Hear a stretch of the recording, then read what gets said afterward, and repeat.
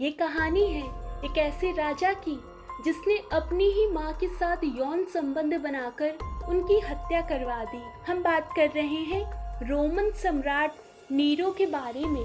सन 54 ईस्वी में केवल 16 वर्ष की आयु में नीरो अपनी माँ के प्रयासों से एक ऐसे साम्राज्य का बादशाह बना जिसकी सीमाएं स्पेन से लेकर उत्तर ब्रिटेन और पूर्व सीरिया तक फैली हुई थी।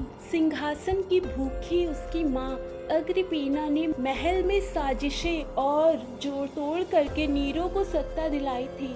अग्रिपीना ने अपने अंकल सम्राट क्लॉडियस से शादी की और फिर नीरो की शादी बादशाह की बेटी से कराई, जिससे उसका बेटा शाही परिवार का सदस्य होने के साथ साथ राजा का उत्तराधिकारी भी बन गया।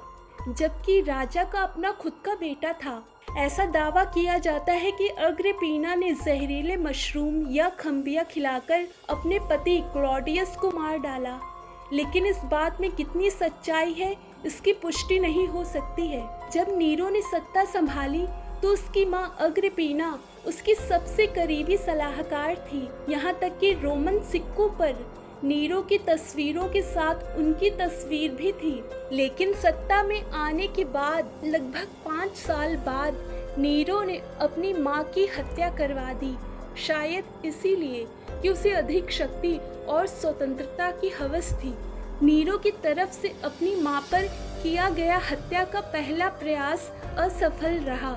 नीरो ने अपनी माँ को समुद्र तट पर एक समारोह में आमंत्रित किया और फिर उन्हें पानी के एक ऐसे जहाज से वापस भेजने की योजना बनाई जिसे रास्ते में ही डुबाने की साजिश बनाई गई थी, लेकिन इस हत्या के प्रयास से वह बच गई। इसके बाद नीरो ने अपनी माँ पर बगावत का आरोप लगाया और लोगों को भेजकर उसकी हत्या करवा दी।